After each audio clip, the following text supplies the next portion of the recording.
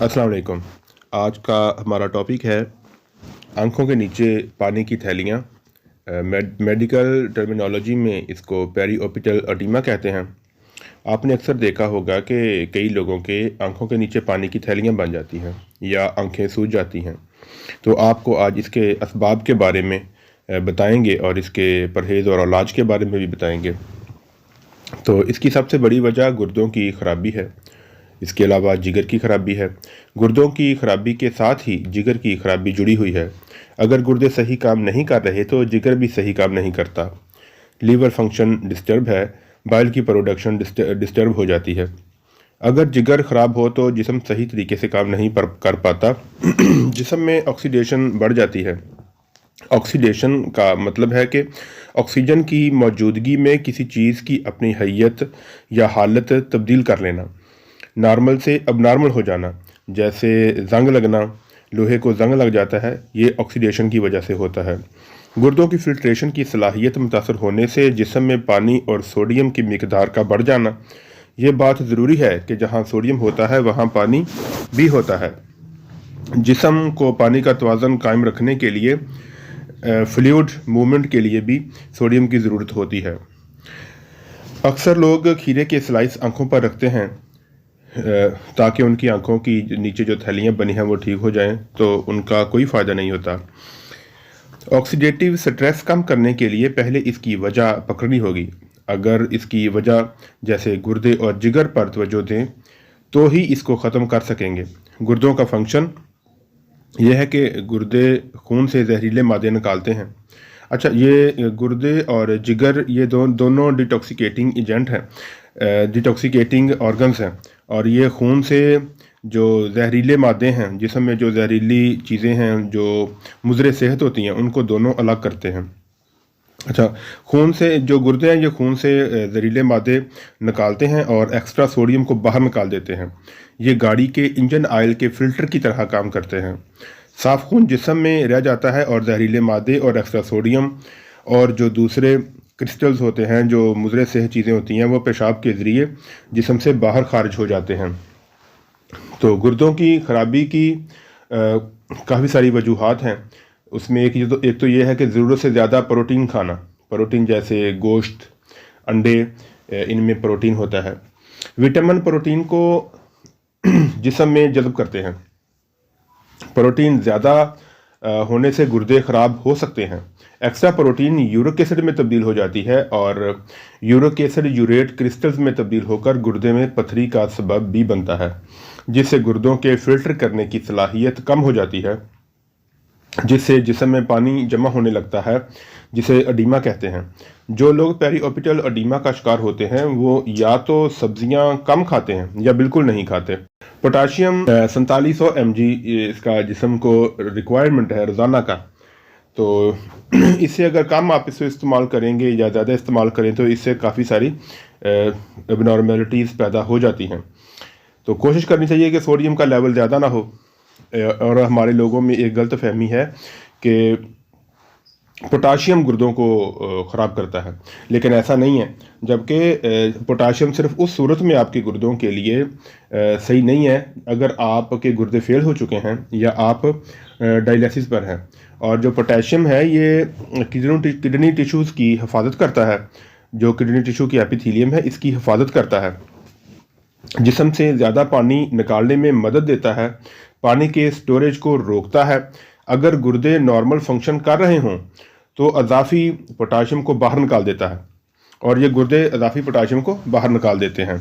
लेकिन अगर गुर्दे सही काम ना कर रहे हों तो पोटाशियम जिस्म में जमा होने लगता है, जो कार्डियक अरिथमियासिस और इलेक्ट्रिक इम्पल्सिस के जो नॉर्मल फंक्शन है उसको मुतासर करता है। पोटाशियम की कमी पर एक अलहदा से हम इंशाल्लाह वीडियो बनाएंगे। गुर्दों की खराबी की बड़ी वजह मसनूई और सिंथेटिक फ्लेवर्स हैं, और जो फ्लेवर इन्हेंसर्स हैं वो हैं मसलन MSG मसलन जिसे हम चाइनीज़ सॉल्ट कहते हैं, और इसके अलावा आर्टिफिशियल जो स्वीटनर्स हैं, हाइड्रोलाइज्ड वेजिटेबल हैं प्रोटीन मसलन सोया प्रोटीन, और सिंथेटिक कैरमल फ्लेवर्स जो बेकरी में इस्तेमाल होते हैं और आइसक्रीम वगैरह में इस्तेमाल होते हैं। MSG जिसे चाइनीज़ साल्ट کہا جاتا ہے، اس میں سوڈیم کی بہت زیادہ مقدار موجود ہوتی ہے۔ آرٹیفیشل فلیور انہینسرز انسولین بڑھنے کی وجہ بنتے ہیں۔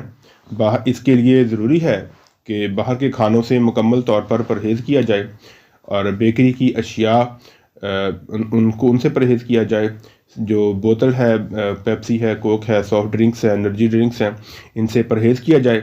چینی تو آپ مکمل طور پر بند کر دیں۔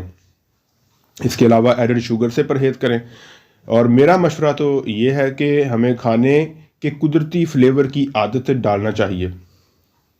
اگر آپ ایک بار اپنے آپ کو قدرتی فلیورز کی عادت ڈالیں گے، آپ کو کچھ دن کے لیے تو پریشانی ہوگی، 4-5 دن 6 دن آپ کے تھوڑے تنگی میں گزریں گے، بالکل ایسی جیسے گاڑی سی این جی پہ چلتی چلتی ایک دم پیٹرول پہ ہوتی ہے تو تھوڑا سا وہ محسوس کرواتی ہے۔